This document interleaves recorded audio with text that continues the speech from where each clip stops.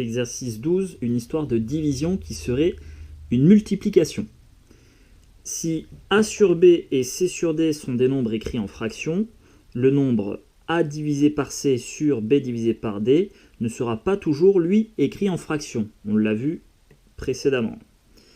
En effet, à moins que A et B soient des multiples respectifs de C et D, eh bien le numérateur ou le dénominateur ne sera pas forcément entier. Quand on le reprend là, tu vois, hop, 4 divisé par 3, comme 4 c'est pas un multiple de 3, 4 divisé par 3 ça me fera un nombre qui ne sera pas entier.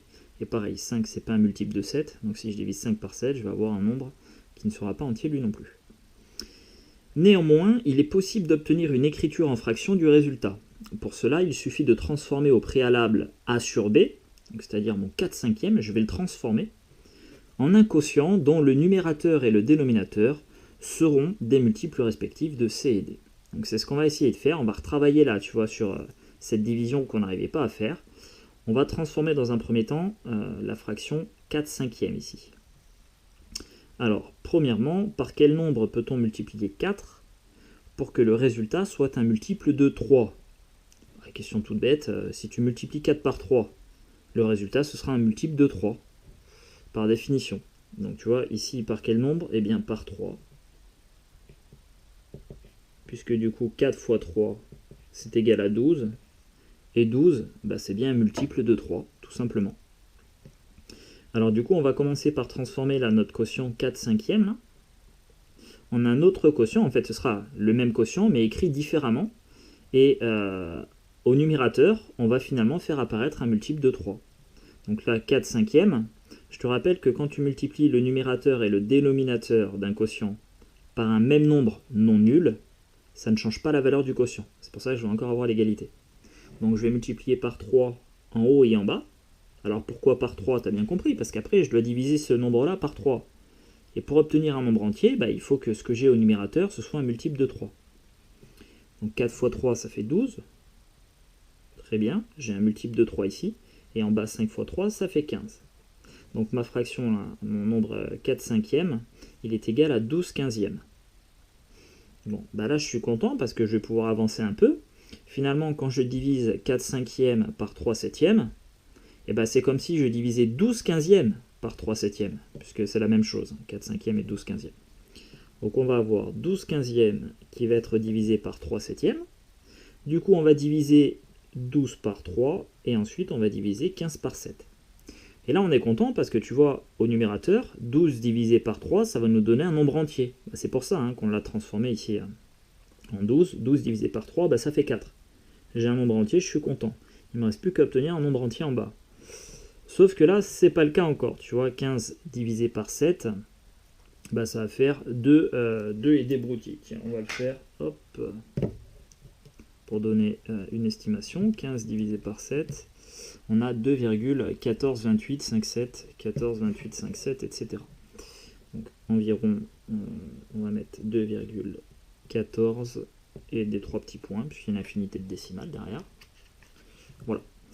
Alors, j'ai avancé un peu, tu vois, là, c'est un peu mieux que tout à l'heure, puisque maintenant j'ai la partie haute du quotient qui est un nombre entier.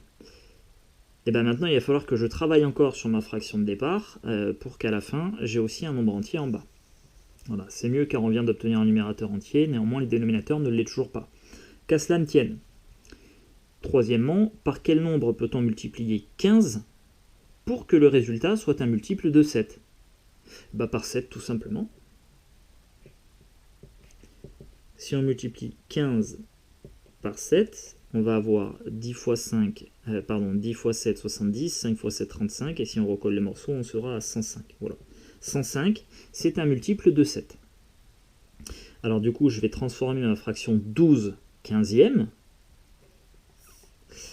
12/15, je vais multiplier par le même nombre en haut et en bas, et je vais multiplier par 7, de façon à ce que le résultat du dénominateur ici soit lui-même divisible par 7. Donc on va faire 12 fois 7 sur 15 fois 7, 12 fois 7, 84, 15 fois 7, 105. Et donc finalement, si je reprends là mon calcul de tout à l'heure, en fait 4/5 divisé par 3/7, on a dit que 4/5 c'est la même chose que 12/15. Oui, mais 12/15 c'est aussi la même chose que 84 105. Donc je vais remplacer la 12/15 par 84 105e. Et tu vois, ce qui est génial, c'est que quand j'ai transformé le numérateur, là, quand j'ai fait 12 fois 7, eh ben, ce nombre-là, il reste encore un multiple de 3. Il reste encore un multiple de 3 puisque 12 l'est lui-même. Donc 84, je peux le diviser par 3. Ça va faire 28. Pardon, j'ai fait une boulette. 84, j'ai anticipé le résultat. Non, on divise ici les numérateurs entre eux. Donc on va avoir 84 divisé par 3. Et en bas, on aura 105 divisé par 7. Voilà. Et donc 84 divisé par 3, ça fait 28. Donc là, on a un nombre entier, c'est cool.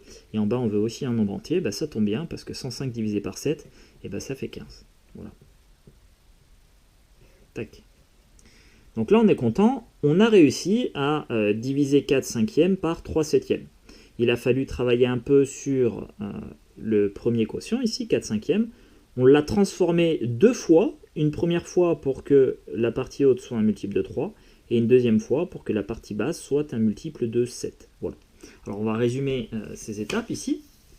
Tu vois, question 5. Compléter les égalités ci-dessous pour résumer les 4 questions précédentes.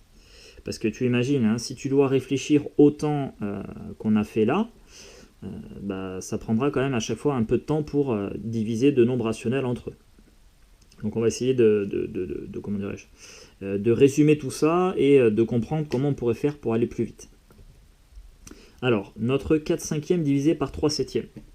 Au début, le nombre 4, on a voulu obtenir un multiple de 3. Du coup, on a multiplié par 3 en haut et en bas. On a fait 4 fois 3 sur 5 fois 3. Comme ça, ce qu'on dit ici, hein, on l'a multiplié par 3 de façon à obtenir un multiple de 3. Et après, donc on avait 12 quinzièmes, c'était là, 12 quinzièmes. Mais le problème, c'est qu'en bas, on n'avait pas un nombre qui était un multiple de 7. Du coup, on a transformé à nouveau notre fraction, là, 12 quinzièmes, donc tout ça, là. Et bien, on l'a multiplié par 7 en haut et en bas, pour obtenir un multiple de 7 en bas. Voilà. Donc finalement, 4 cinquièmes, on l'a multiplié par 3, en fait, on a multiplié 4 par 3 et 7, et 5, on l'a multiplié lui aussi par 3 et 7. Voilà. Alors, finalement, on obtient 4 qui est multiplié, donc là, hein, quand je dois diviser du coup ces deux nombres-là, on va avoir 4 fois 3 fois 7 qui va être divisé par 3, donc 4 fois 3 fois 7 qui est divisé par 3, et ensuite en bas on a 5 fois 3 fois 7 qui est divisé par 7. Bon. Et quand on regarde bien là, tu vois, au numérateur, on a 4, il va être multiplié par 3, mais un peu plus tard il sera divisé par 3. Et ben, ça et plus rien, c'est la même chose. Quand tu multiplies par 3 et qu'après tu divises par 3, en fin de compte, ça se simplifie, tu vois. Tac, tu peux ne pas multiplier par 3, puisqu'après, en divisant par 3, ça va l'annuler. Ça va se simplifier. Donc finalement, au numérateur, on aura tout simplement 4 fois 7. C'est tout ce qui restera. Et au dénominateur, on va avoir la même chose. C'est-à-dire qu'on va avoir 5 qui va être multiplié par 3. Après, on le multiplie par 7 et on le divise par 7. Mais quand tu prends un nombre, que tu le multiplies par 7 et qu'après tu le divises par 7, bah, tu retombes sur ton nombre de départ. Donc ça aussi, ça se simplifie. Et finalement, au dénominateur, eh ben, il nous restera uniquement 5 fois 3. Voilà. Et du coup, quand on divise 4 cinquièmes par 3 septièmes, eh ben, finalement, ça revient à multiplier 4 cinquièmes par 7 tiers. Et 7 tiers, c'est l'inverse du nombre 3 septièmes. Et l'avantage, quand tu passes sur une multiplication, eh ben, c'est que le produit de deux nombres entiers, eh ben, ça te donnera toujours un nombre entier, contrairement à la division de deux nombres entiers. Voilà. Donc tu vois, quand tu transformes finalement ta division en une multiplication, d'où le titre de l'exercice, une histoire de division qui serait une multiplication, eh bien, tu te ramèneras systématiquement à des nombres entiers au numérateur et au dénominateur. Voilà l'astuce. Du coup, question 6, en déduire une écriture en fraction du résultat des opérations suivantes. J'ai 1 demi que je dois diviser par 3 quarts. Alors si je cherche à diviser 1 par 3, je vais avoir 0,333. Ça me plaît pas. Pour m'assurer d'avoir un nombre entier en haut et en bas, parce qu'on veut une écriture en fraction, eh ben, je vais transformer ma division en une multiplication. Et comme on l'a vu tout à l'heure, tu vois, diviser par 3 septièmes, ça revient à multiplier par l'inverse, c'est-à-dire 7 tiers. Donc là, quand je vais diviser par 3 quarts, et ben ce sera la même chose que multiplié par 4 tiers. Voilà. Et du coup, je vais multiplier les numérateurs entre eux. On va avoir 1 multiplié par 4, ça fera 4. Et ensuite, 2 multiplié par 3 qui fera 6. Voilà. Donc on peut la simplifier ça en 2 tiers. Tiens, hop, je vais faire l'effort ici. Tac. Et ensuite, si je dois diviser le nombre 6 par 3 huitièmes, et ben ça revient à multiplier par l'inverse de ce nombre-là. Et l'inverse de 3 huitièmes, c'est 8 tiers. 6 multiplié par 8, ça fait 48. Et ensuite, quand tu as 6 tout seul, c'est la même chose que 6 divisé par 1. Donc après, si tu fais 1 fois 3, ça fait toujours 3. Voilà, donc on a 48 tiers. Voilà. Et 48 tiers, ça, tu peux le simplifier aussi. Ça fait 16. Voilà. Donc propriété juste en dessous, tu vois, on a une nouvelle règle de calcul, c'est pour ça que j'avais laissé un petit espace ici. Quand on divise par un nombre rationnel non nul, et ben ça revient à multiplier par son inverse. Voilà. A sur B divisé par C sur D, ça revient à prendre A sur B et je le multiplie par l'inverse D sur C, tout simplement. Donc on l'a repris dans les exemples ici, et du coup on va le rajouter dans notre règle de calcul ici. Hop. Donc quand je divise A sur B par C sur D, ça c'est la même chose que multiplier A sur B par D sur C, l'inverse de C sur D. Voilà. Voilà nos 4 règles de calcul principales sur ce chapitre-là. Alors, c'est pas pour autant qu'il faut l'oublier, hein, celle-ci. Non, non. D'ailleurs, celle-ci, elle est bien utile quand on simplifie les fractions, puisque c'est exactement ce qu'on fait. Néanmoins, on se servira davantage de cette règle de calcul-là, puisque ça nous donnera systématiquement un résultat écrit en fraction. Voilà.